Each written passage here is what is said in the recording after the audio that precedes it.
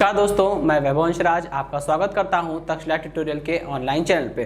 दोस्तों आज हम लोग बात करेंगे क्लास 11th के फिजिक्स के चैप्टर नंबर 6 कणों के निकाय एवं घूर्णन गति के बारे में। इसी चैप्टर में हमने 4 लेक्चर कंप्लीट कर लिए थे। आज बारी है लेक्चर 6.5 की। दोस्तों आज का सेशन हमारा जिस टॉपिक से स्टार्ट होगा वो टॉपिक है कोणीय वेग तथा रेखीय वेग में संबंध। अभी कोणीय वेग क्या होता है ये हम लोग पिछले सेशन में पढ़ चुके हैं। रेखीय वेग से आप परिचित हैं ही। अभी तक हमने इस चैप्टर से पहले जितना भी हमने वेग के बारे में पढ़ा था वो सारे कैसे थे, रेखीय वेग थे। ठीक है, तो रेखीय वेग v और कोणीय वेग को लिखते हैं ओमेगा से। तो रेखीय वेग v और कोणीय वेग ओमेगा में एक संबंध होता है। ठीक है, आपको वो संबंध बना जो है यहाँ पे ड्राइव करना होगा, एक फॉर्मूला निकालना होगा जो v और r के बीच में रिलेशन देगा। ठीक है, ओके तो आइए देखते हैं। इसके लिए देखिए दोस्तों, डेरिवेशन करने के लिए मैंने एक यहाँ पे डायग्राम बनाया हुआ है। ठीक है, इसमें क्या है, इसमें कोई एक कण है, ठीक, वो किसी स्थिर बिंदु O के चारों ओर एक वृत्ताकार पथ जिसकी त्रिज्या कितनी है, r के बराबर है, उस वृत्ताकार पथ पे क्या है, ये गति कर रहा है। ठीक है दोस्तों, तो इस डायग्राम में दिखाया गया है कोई एक कण है, वो बिंदु O के चारों ओर r त्रिज्या के वृत्ताकार पथ पे गति कर रहा है। ठीक है, माना किसी क्षण कण कहाँ पे है, बिंदु A पर है, और जब कण बिंदु A पर है उसके कुछ समय पश्चात, ठीक है, मान लीजिए t समय के पश्चात या डेल्टा t समय अंतराल के पश्चात वो बिंदु A से शिफ्ट हो गया है, किस पर, बिंदु B पर। बिंदु A से गति करके बिंदु B पर पहुंच गया है। जब बिंदु A से गति करके बिंदु B पर पहुंचेगा तो ये कितनी दूरी तय किया है, ये डेल्टा S दूरी तय किया है। जब ये बिंदु A से मार्ग के बिंदु A से बिंदु B पर गया है तो मार्ग के केंद्र पर कितना कोण इसने अंतरित किया है, डेल्टा थीटा का कोण अंतरित किया है। ठीक है दोस्तों, तो अब मुझे करना क्या है, मुझे रेखीय वेग निकालना है और उसको कोणीय वेग ओमेगा से जोड़ना है और देखते हैं क्या रिलेशन आता है। ठीक है, ओके तो यहाँ पे दोस्तों सबसे पहले हम लोग ये सब जो अभी मैंने बोला ये सब हम लोग लिख लेंगे। कुछ ऐसा याद करने वाली चीज नहीं है, यही बता देंगे कि माना m द्रव्यमान का कोई कण है, वो किसी स्थिर बिंदु O के परितः r त्रिज्या के वृत्ताकार पथ पे चक्कर लगा रहा है। किसी क्षण कण कहाँ पे है, बिंदु A पर स्थित है, और डेल्टा t समय अंतराल के पश्चात कण जो है बिंदु A से स्थानांतरित होकर बिंदु B पर पहुंच जाता है, और इस दौरान वह वृत्ताकार मार्ग पर डेल्टा S दूरी तय करता है।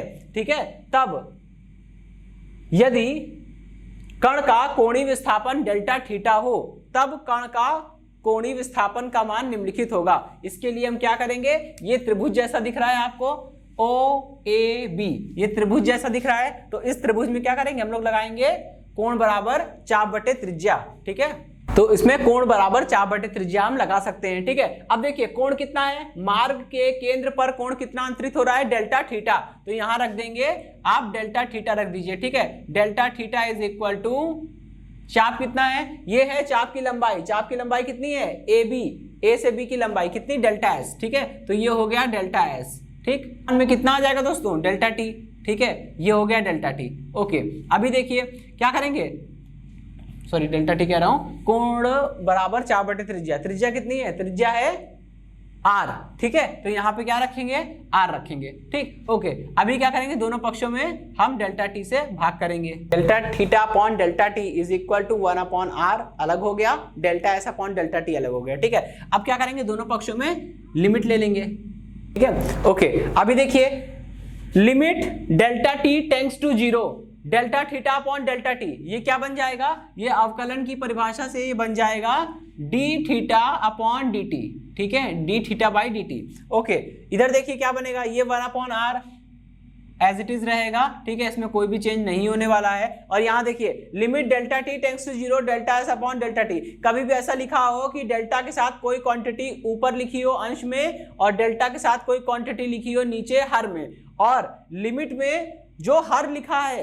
वही 0 की ओर टेंड कर रहा हो। जैसे यहाँ पे हर पे क्या लिखा है, हर में लिखा है डेल्टा टी, तो डेल्टा टी 0 की ओर टेंड कर रहा हो तो क्या बन जाता है, ये डेल्टा की जगह पे, डेल्टा ऑपरेटर्स की जगह पे डी ऑपरेटर आ जाते हैं, डिफरेंशिएशन के ऑपरेटर। ठीक है, तो ये बन जाएगा D S upon D T या D S by D T. ठीक है, ओके, अभी देखिए D omega by sorry D theta by D T, D theta by D T क्या बनेगा, ये बन जाएगा, देखिए डी थीटा है क्या, कोणीय विस्थापन अपॉन में डी टी क्या है, डी टी है कोणीय सॉरी देखिए दोस्तों, यहाँ पे डी थीटा क्या है, डी थीटा है कोणीय विस्थापन और डी टी क्या है, समय अंतराल। जैसे विस्थापन बटे समय वेग होता है वैसे कोणीय विस्थापन बटे समय अंतराल क्या होता है, वो कोणीय वेग बन जाएगा। ठीक है, तो ये कोणीय वेग हो गया ओमेगा, इसे हम लोग लिखते हैं ओमेगा से।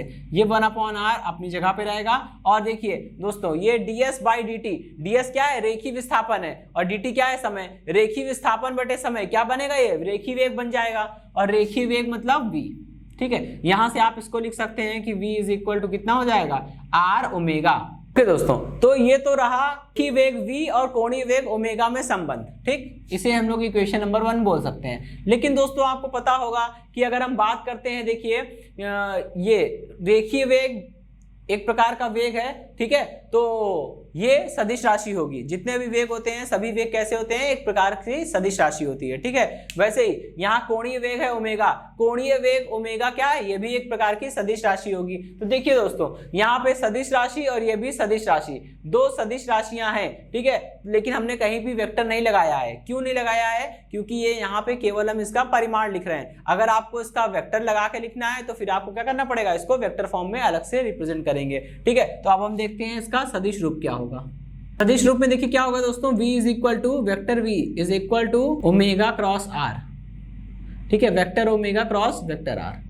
और वैसे भी आप यहां से देख पा रहे होंगे, ओमेगा क्या है, ओमेगा कोणीय वेग है तो सदिश राशि होगी। वेग जितने भी होते हैं सब सदिश होते हैं। ठीक है, r क्या है, r है दूरी, मतलब ये कण की दूरी है। लेकिन ये वास्तव में क्या है, कण की दूरी बता तो रही है, लेकिन है क्या, ये है कण का केंद्र के सापेक्ष स्थिति सदिश।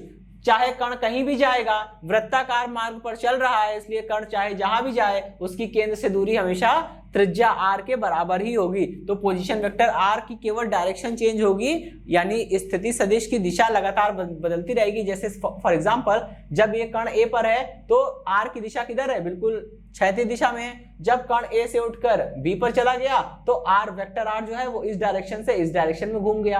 अब वेक्टर r ऊपर की दिशा में है, फिर कण यहां पर आ जाएगा तो वेक्टर r बिल्कुल ऊर्ध्वाधर हो जाएगा, वर्टिकल हो जाएगा। ठीक है, तो यहाँ पे क्या है, दो वेक्टर का जब क्रॉस करते हैं, ठीक है, तो जो आता है वो भी एक वेक्टर होता है, इसलिए v क्या है, एक वेक्टर है। ठीक, ओके, तो ये तो था दोस्तों कोणीय वेग ओमेगा और रेखीय वेग v में संबंध। अब ये टॉपिक यहीं खत्म होता है, हम लोग बात करेंगे अपने अगले टॉपिक के बारे में। अब देखिए हमारा जो नेक्स्ट टॉपिक है वो है कोणीय त्वरण तथा रेखीय त्वरण में संबंध। आपको पता है ये हम लोग पिछले सेशन में पढ़ भी चुके हैं, पिछले लेक्चर में हमने बात करी थी। कोणीय त्वरण को हम लोग लिखते हैं दोस्तों अल्फा से। ठीक है, और रेखीय त्वरण को हम लोग लिखते हैं ए से। रेखीय त्वरण से तो हम लोग काफी समय से परिचित हैं। इनफैक्ट अभी तक हमने इस चैप्टर के पहले जब भी हमने त्वरण की बात की है तो त्वरण का मतलब क्या होता था, केवल रेखीय त्वरण से मतलब था। त्वरण का मतलब केवल रेखीय त्वरण से था। ठीक है, लेकिन अब हमारे पास दो प्रकार के त्वरण आ गए हैं। ठीक है, तो बात ये क्वेश्चन ये पुटअप होता है कि कौन सा, अगर हम बोलेंगे त्वरण, अगर हमने केवल बोला एक्सेलरेशन यानी कि त्वरण, तो त्वरण का मतलब होता है कि हम रेखीय त्वरण की बात कर रहे हैं। अगर हमारा तात्पर्य कोणीय त्वरण से होगा तो हम पूरा बोलेंगे कि कोणीय त्वरण की बात की जा रही है। ठीक है, तो जब तक आपसे कोणीय त्वरण ना कहा जाए आप उसे अल्फा नहीं समझेंगे, आप उसे रेखीय त्वरण ही मानकर चलेंगे। ठीक है, ओके, देखिए तो कोणीय त्वरण अल्फा और रेखीय त्वरण ए में संबंध निकालना है दोस्तों। बहुत ही इजी है। सबसे पहले हमको पता है कि रेखीय वेग और कोणीय वेग में क्या संबंध होता है। अभी पिछले वाले टॉपिक में हमने ड्राइव किया था, बिल्कुल वही रिलेशन लिखेंगे। ठीक है, जानते हैं कि कोणीय वेग ओमेगा तथा रेखीय वेग v में निम्नलिखित संबंध होता है। क्या होता है, v इज इक्वल टू कितना आ रहा था दोस्तों, r ओमेगा। ठीक है, अब देखिए यहाँ पे हमें जो एक चीज जो हमें गौर करने वाली होती है वो ये होती है कि यहाँ पे हम बात करेंगे, निकालना क्या है दोस्तों, कोणीय त्वरण निकालना है अल्फा।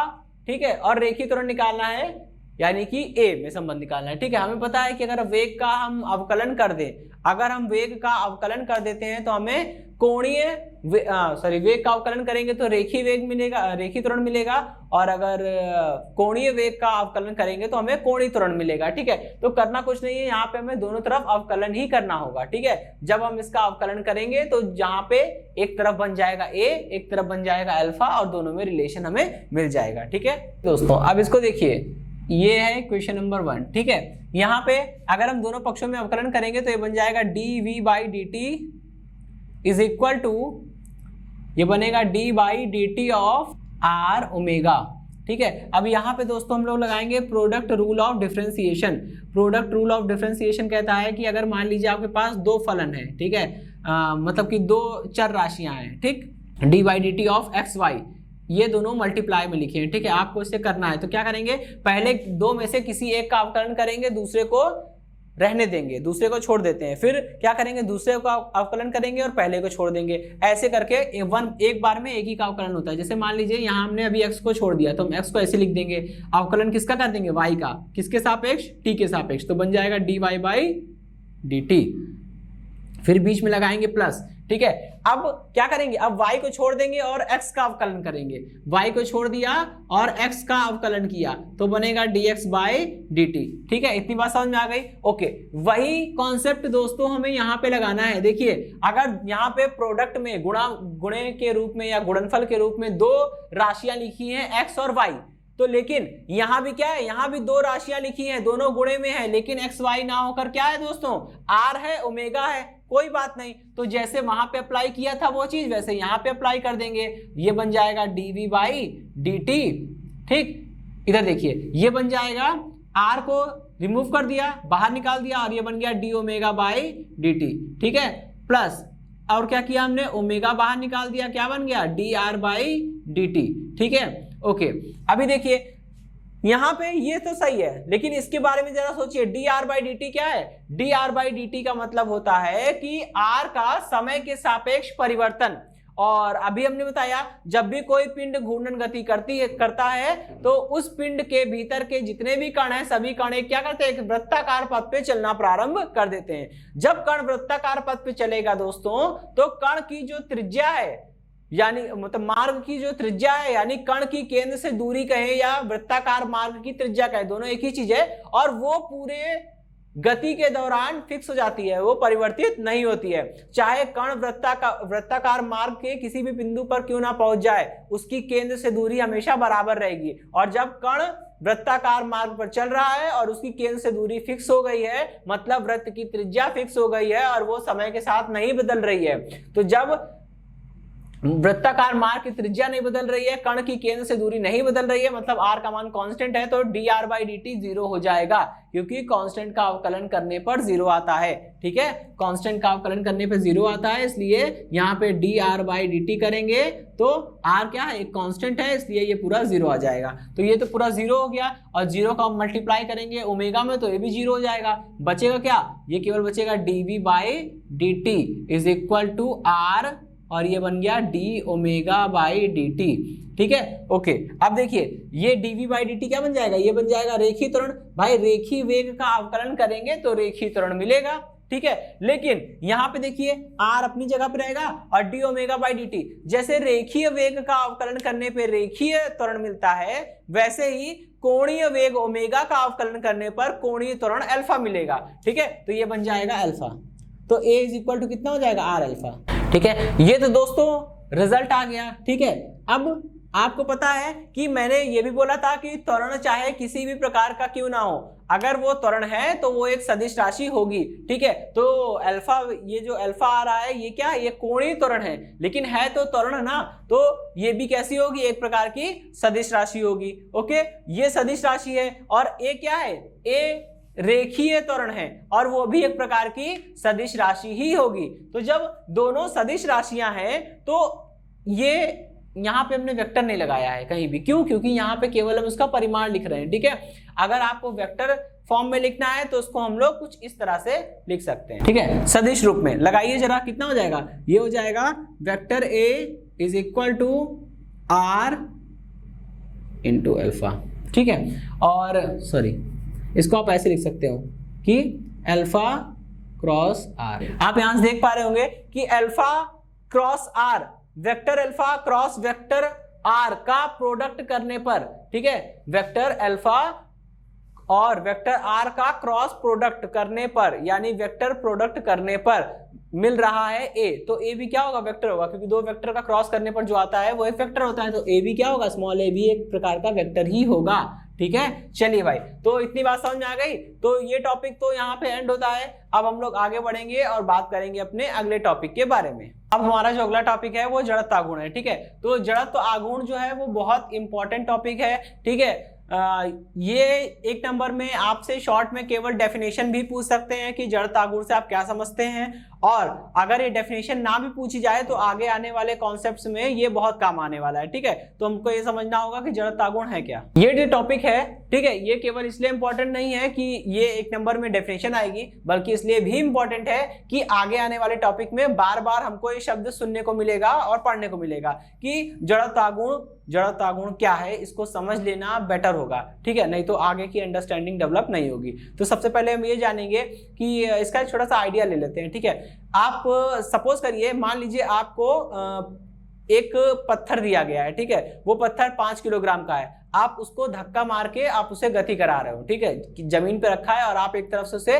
पुश कर रहे हो और 5 किलोग्राम के पत्थर को धक्का मार मार के आगे लेके जा रहे हो। ठीक है, और फिर आपको 10 किलोग्राम का पत्थर दिया गया और आपसे कहा गया अब इसको धक्का मार के आगे तक छोड़ कर आओ। ठीक है, तो आप महसूस कर पाएंगे और समझ सकते हैं इस बात को कि 5 किलोग्राम भार वाले पत्थर को धक्का मार के एक जगह से दूसरी जगह तक ले जाने में आपको कम ताकत लगानी पड़ेगी।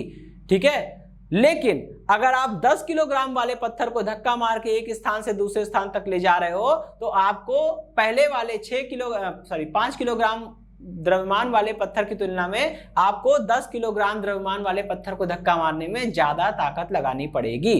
ऐसा इसलिए होता है क्योंकि यहां पे कॉन्सेप्ट आता है जड़त्व का। ठीक है, जड़त्व का कॉन्सेप्ट आता है। ठीक, तो जड़त्व क्या होता है? जड़त्व किसी भी वस्तु का एक ऐसा गुण होता है दोस्तों। ठीक है, किसी भी वस्तु का एक ऐसा गुण होता है जड़त्व जो उसकी गति का विरोध करता है। ठीक है, तो 5 किलोग्राम वाले पत्थर में क्या है? 5 किलोग्राम वाले पत्थर का जड़त्व क्या है? कम है। ठीक है, और 10 किलोग्राम वाले पत्थर का जड़त्व ज्यादा है। इसलिए जब आपने धक्का मार के दोनों को गति कराने का प्रयास किया तो जड़त्व क्या होता है? जड़त्व मैंने बताया, जड़त्व एक ऐसा गुण होता है जो गति का विरोध करता है। और मैंने ये भी बोला कि 5 किलोग्राम वाले पत्थर का जड़त्व कम है, मतलब 5 किलोग्राम वाला पत्थर गति का विरोध कम करेगा क्योंकि उसमें जड़त्व कम है।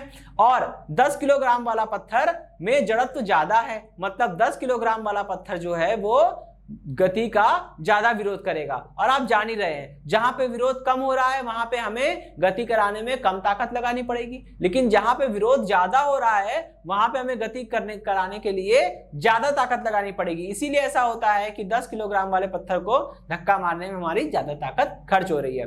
तो दोस्तों, जैसे रेखीय गति में जो काम द्रव्यमान का होता है, ज्यादा द्रव्यमान मतलब ज्यादा जड़त्व, ज्यादा जड़त्व मतलब गति में प्रॉब्लम आएगी। ठीक है, कम द्रव्यमान का मतलब होता है कम जड़त्व। जैसे 5 किलोग्राम वाले पत्थर का द्रव्यमान कम है तो उसका जड़त्व भी कम होगा, और जड़त्व कम होगा तो 5 किलोग्राम वाले पत्थर को गति कराने में ताकत ज्यादा नहीं लगानी पड़ेगी। ठीक है, ओके। तो जो रेखीय गति में जो काम द्रव्यमान का होता है कि ज्यादा द्रव्यमान मतलब ज्यादा जड़त्व, मतलब कि गति में प्रॉब्लम, कम द्रव्यमान मतलब कम जड़त्व, मतलब गति में कोई प्रॉब्लम, उतनी प्रॉब्लम नहीं होगी। ठीक है, जो काम रेखीय गति में द्रव्यमान का होता है, घूर्णन गति में वही काम कौन करता है? जड़त्व आघूर्ण करता है। ठीक है, तो जड़त्व आघूर्ण है क्या?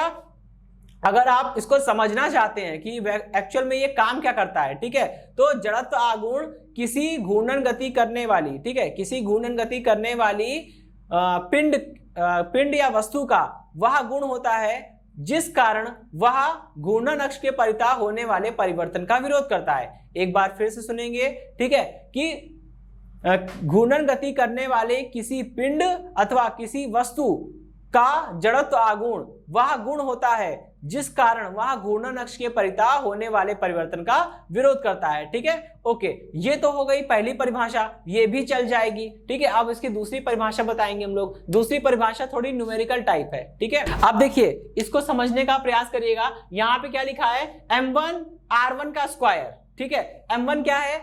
ये कोई पिंड बना हुआ है दोस्तों डायग्राम में। ये पिंड जो है वो किसी एक अक्ष, हमने मान लिया इस अक्ष को एक नाम दे दिया AB।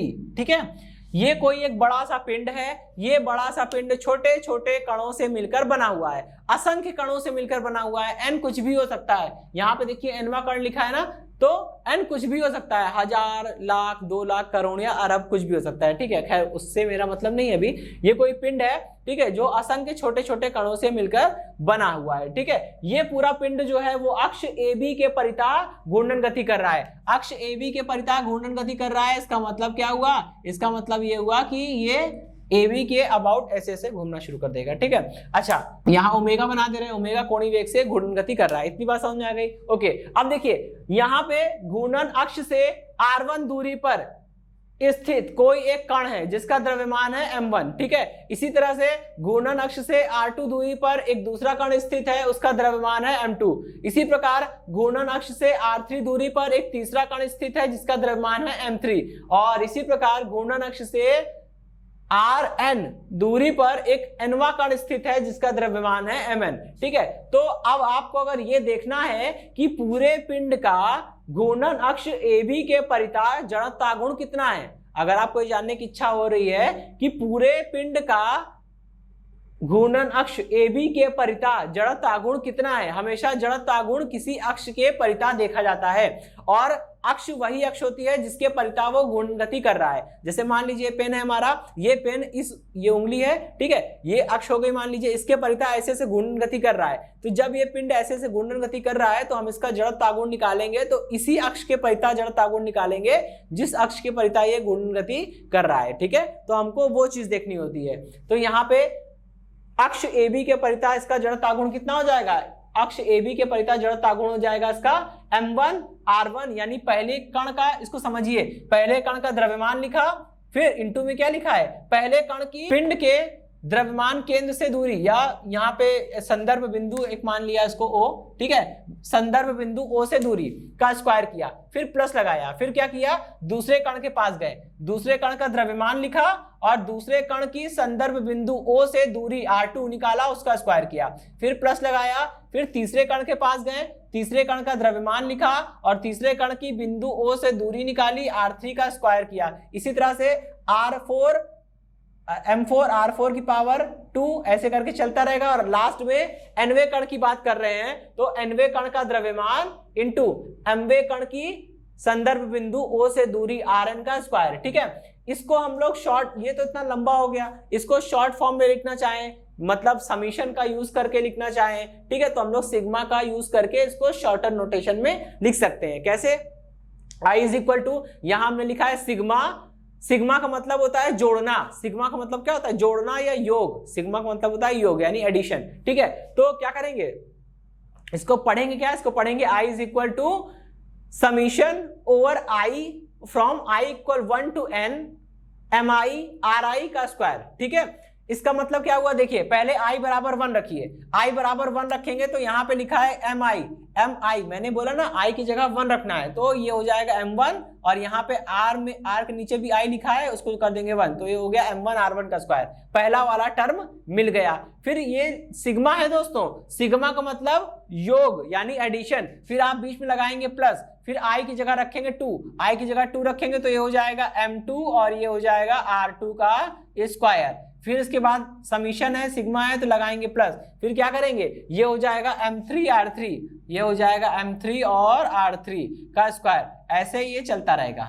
ठीक है, ऐसे चलता रहेगा। लास्ट में nवें कण की बात करेंगे तो nवें कण के लिए ये हो जाएगा mn, I की जगह n रखेंगे mn और ये हो जाएगा rn का स्क्वायर। ठीक है, तो भाई इतना, तो ये चीज यानी कि हम समीशन में मैंने जो लिखा है, शॉर्ट में जो लिखा है, इसी को अगर हम लोग एक्सपेंड करेंगे तो इतना मिल जाएगा। ठीक है, एक्सपेंड करने पर इतना मिल जाएगा। तो अब देखिए इसको समझिए, एक परिभाषा तो हमने आपको बताई कि घूर्णन गति करने वाली किसी वस्तु अथवा किसी पिंड का किसी घूर्णन अक्ष के परितः जड़त्व गुण वह गुण होता है जो घूर्णन अक्ष के परितः होने वाले परिवर्तन का विरोध करता है। ठीक है, वैसे ही वो पहली परिभाषा थी। अब ये दूसरी परिभाषा क्या कहती है कि किसी पिंड का किसी अक्ष के परितः जड़त्व आघूर्ण पिंड के कणों के द्रव्यमान तथा उनकी घूर्णन अक्ष से संगत दूरियों के वर्ग के गुणनफल के योग के बराबर होता है। एक बार फिर से समझेंगे कि किसी पिंड का किसी अक्ष के परितः जड़त्व आघूर्ण पिंड के द्रव्यमान तथा घूर्णन अक्ष से किसी पिंड का किसी अक्ष के परितः जड़त्व आघूर्ण पिंड के कणों के द्रव्यमान तथा उनकी घूर्णन अक्ष से संगत दूरियों के वर्ग के गुणनफल के योग के बराबर होता है। ठीक है, यानी m को मल्टीप्लाई करना है r स्क्वायर से और फिर सबको एडअप कर देना है। ठीक है, तो ये जो आएगा दोस्तों ये जड़त्व आघूर्ण होता है। ठीक है, जैसे आप देख रहे होंगे जड़त्व आघूर्ण जो है कुछ चीजों पर निर्भर करता है, जैसे ठीक है जड़त्व आघूर्ण को प्रभावित करने वाले कारक। प्रभावित करने का मतलब होता है कि कुछ ऐसे फैक्टर्स होते हैं, कुछ ऐसे कारक होते हैं, कुछ ऐसी चीजें होती हैं जो जड़त्व आघूर्ण के मान को घटा या बढ़ा सकती है, या फिर यूं कहें कि जिन फैक्टर्स पर, जिन कारकों पर जड़त्व आघूर्ण निर्भर करता है, ठीक है, तो हमें उसके बारे में जानना है। ठीक है, सबसे पहली बात कि जड़त्व आघूर्ण जो है वो पिंड के द्रव्यमान पर निर्भर करता है। ठीक है, पिंड के द्रव्यमान पर निर्भर करता है, पहली बात तो। और दूसरा, द्रव्यमान केंद्र की घूर्णन अक्ष से दूरी पर भी निर्भर करता है। ठीक, पहला तो पिंड के द्रव्यमान पर निर्भर कर रहा है, दूसरा द्रव्यमान केंद्र की घूर्णन अक्ष से दूरी पर निर्भर कर रहा है, और तीसरा पॉइंट जो है वो ये है कि घूर्णन अक्ष के परितः पिंड की सममिति यानी सिमेट्री पर भी निर्भर करता है। ठीक है, घूर्णन अक्ष के परितः पिंड की सममिति पर भी निर्भर करता है। ठीक है, ओके, तो यहाँ पे दोस्तों 3 पॉइंट हो गए जो कि जड़त्व आघूर्ण को प्रभावित कर सकते हैं। ठीक है, किसी भी पिंड के जड़त्व आघूर्ण को घटाया बढ़ा सकते हैं। ये 3 फैक्टर्स हो गए। तो दोस्तों ये टॉपिक तो समाप्त होता है। अब हम लोग बात करेंगे अपने नेक्स्ट टॉपिक के। ओके दोस्तों, हमारा जो नेक्स्ट टॉपिक है वो है जारिता त्रिज्या यानी कि radius of gyration. Radius of gyration का मतलब क्या होता है? कहते हैं कि अगर किसी पिंड के समस्त द्रव्यमान को एक ऐसे बिंदु पर केंद्रित मान लिया जाए जिसकी घूर्णन अक्ष से दूरी इतनी हो कि यदि इस दूरी का स्क्वायर करके यानी वर्ग करके पिंड के द्रव्यमान के साथ गुणा किया जाए, तब उस पिंड का उस घूर्णन अक्ष के परितः संपूर्ण जड़त्व आघूर्ण प्राप्त हो जाए। तब इस प्रकार ये जो दूरी होती है घूर्णन अक्ष से उस बिंदु की दूरी है, इसी को बोलते हैं जारिता त्रिज्या। अब इस चित्र को जरा ध्यान से देखिएगा। ये कोई एक पिंड है, ठीक है, इस पिंड का समस्त द्रव्यमान जो है वो इस बिंदु पर केंद्रित हमने माना हुआ है। ठीक है, तो अब हमको यही चीज देखनी है। यही चीज मैं परिभाषा में बोला भी और यहीं से परिभाषा निकल के आएगी। कह रहे हैं कि अगर किसी पिंड के समस्त द्रव्यमान को किसी एक ऐसे बिंदु पर, इस बिंदु की बात हो रही है, ठीक है, यदि किसी पिंड के समस्त द्रव्यमान को किसी एक ऐसे बिंदु पर केंद्रित माना जाए जिसकी घूर्णन अक्ष से दूरी, घूर्णन अक्ष ये रही, घूर्णन अक्ष से दूरी इतनी हो कि यदि इस दूरी का वर्ग करके पिंड के समस्त द्रव्यमान के साथ गुणा किया जाए तो हमें उस पिंड का उस घूर्णन अक्ष के परितः संपूर्ण जड़त्व आघूर्ण प्राप्त हो जाए। तब इस प्रकार द्रव्यमान केंद्र तथा घूर्णन अक्ष के बीच की दूरी को, इस दूरी को क्या बोलते हैं? जारिता त्रिज्या बोलते हैं। एक बार फिर समझिएगा, यहाँ पे देखिए पूरे पिंड के द्रव्यमान को इस बिंदु पर केंद्रित माना गया है। इस बिंदु की घूर्णन अक्ष से दूरी, घूर्णन अक्ष AB से दूरी कितनी है? K के बराबर है। तो यदि ये दूरी K का मान इतना हो कि यदि इस दूरी K का स्क्वायर करके पिंड के समस्त द्रव्यमान M के साथ गुणा किया जाए तो हमें पिंड का घूर्णन अक्ष के परितः कुल या संपूर्ण जड़त्व आघूर्ण प्राप्त हो जाए, तब इसे बोलते हैं हम लोग कि ये जो K है वो जारिता त्रिज्या कहलाएगी। ठीक है, यहां से आप K का मान निकालिए तो K इज इक्वल टू कितना आ जाएगा दोस्तों? ये आ जाएगा K is equal to under root में I/m। यहां पे हम क्या लिखेंगे? K इज इक्वल टू, इसे बोलते हैं जारिता त्रिज्या, रेडियस ऑफ गायरेशन। ठीक, यही जारिता त्रिज्या है। ओके दोस्तों, तो आज का लेक्चर यही समाप्त होता है। इस सेशन से जुड़े नोट्स प्राप्त करने के लिए डिस्क्रिप्शन में दिए गए लिंक पर जाके क्लिक कीजिए। दोस्तों आज के सेशन में इतना ही, मिलता हूं नेक्स्ट सेशन में। धन्यवाद।